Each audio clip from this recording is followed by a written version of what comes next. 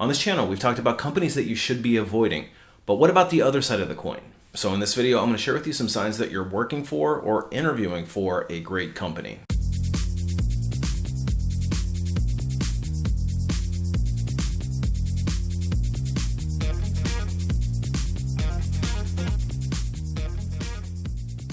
Hey everybody, it's Brian from A Life After Layoff, and today I want to talk to you about some signs that you might be working for or interviewing for an outstanding company. And that's the job seeker's holy grail, finding that perfect company that treats their employees right and is a place that you could see yourself long term. As you work your way through the interviewing process, you should be looking for signs of a high quality employer. And when you add up all the components of what makes a great opportunity and a great company to work for, there's some things that do stand out. And if you're fortunate enough to already be working for one of these companies, leave a comment below and let me know what makes it so great where you work. But before we get too far into it, if you're interested in more videos just like this one, directly from a corporate recruiter, make sure you hit the subscribe button and appreciate that thumbs up button if you find value in this video. The algorithm really does like it, and it does help get the message out to a broader audience. So let's dive into some of those things that make a great company culture and things that you should be assessing during your interviewing process. The first thing to look at is, do they promote from within? And I always recommend that you ask this question to your interviewer. Why is the position open? And if the interviewer responds that the position is open because somebody got promoted and moved into a more advanced role, it's a really good sign that that company has a culture of promoting from within.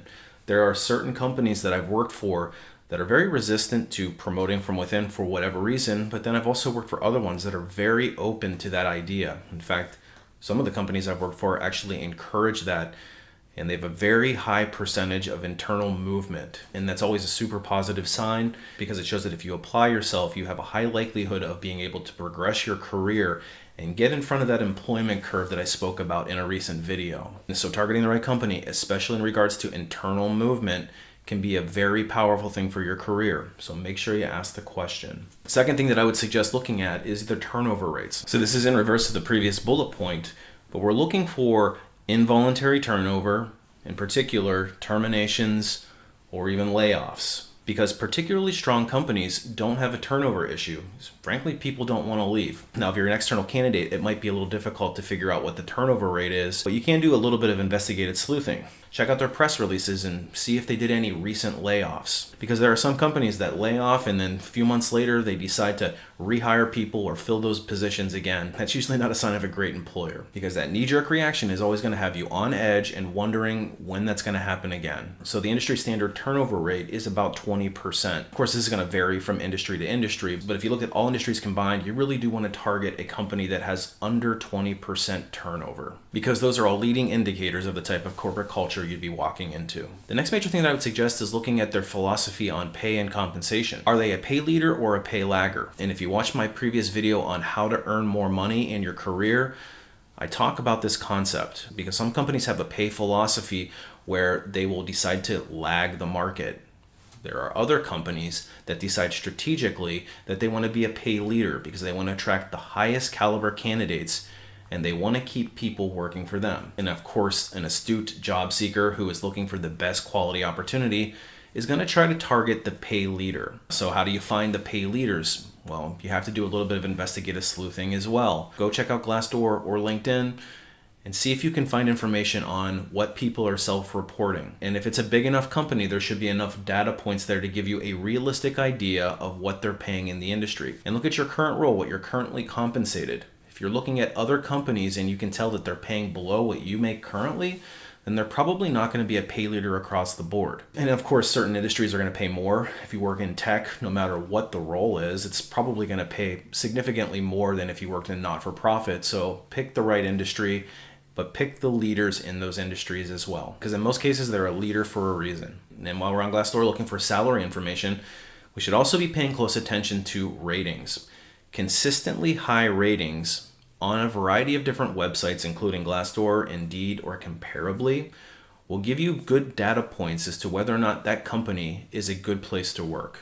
And I would take it even a step further to go in and read the feedback that candidates give on their pay philosophy, on their benefit structure, and how the leadership team behaves. Now, if you're interviewing for a smaller company, it might be a little bit more difficult to dig out some of that data. but it is worth checking. Okay, so we've talked about pay, but what about benefits? So this goes as part of our compensation strategy. Do they lead or lag with benefits as well? So if you have a strong medical program, dental and vision, 401ks that make sense, do they have good bonuses? Do all of those things add up to a very competitive package? Take that a step further. If they're a company that continues to invest in their employees and expand upon their benefits packages over time, that's a great sign that the employer that you're working for is very high quality. Because some of the best companies that I've worked for in my career, each and every year, the benefits package gets stronger. Flip side, there's companies that always seem to be cutting corners and cutting back on benefits and then putting the cost back on the employee. What type of company do you want to work for? All right, so we covered comp and benefits, which are, of course, very important, but let's look at some of the softer things. Does the company that you're working for value personal development? Do they send you to additional training? Do they give you opportunities to demonstrate skills that are maybe a stretch for you? Do they support sending you to conferences so that you can keep up on the latest in your industry? Companies that invest in personal development are typically companies that have very low turnover. The same can be said for companies that invest in the overall employment experience. Do they have a rewards and recognitions program? Hopefully they give you more than a crystal vase for your 40-year work anniversary. But another sign of a great employer is that they are recognizing people for accomplishments or milestones. And it goes beyond just your job. Some of the best places I've ever worked have celebrated birthdays, weddings, births of children, all of those milestones that are important to the employee. And do they allow your family to be involved? Whether it's end of year celebrations or maybe it's just a local site barbecue that the leadership team hosts. But if they're getting your family involved and they're making the employment experience more enjoyable, that's the sign of a great company. Let's also look at the balance of work and personal life. A great company is going to hire the right amount of people and give them manageable workloads, and also values giving employees time off to recharge and spend time with their families. If you're interviewing for a company and they're expecting long hours and all of the reviews are also saying that there's a work-life balance issue, that's definitely something that you should look very closely at, because a great company isn't going to be riddled with that kind of negative feedback. And look for companies that are generous with their vacation policies. Now, I have my own opinion on the unlimited vacation policy, but there are some companies that really give a lot of vacation time and paid time off to their employees straight out of the gate. You don't have to work 20 years in order to earn 3 or 4 weeks of vacation. Now, if you're watching this from Europe, you're probably shaking your head, but that's just how it is here in the United States. All right, so let's look at the leadership teams themselves. The sign of a great employer is the leadership teams are honest, transparent,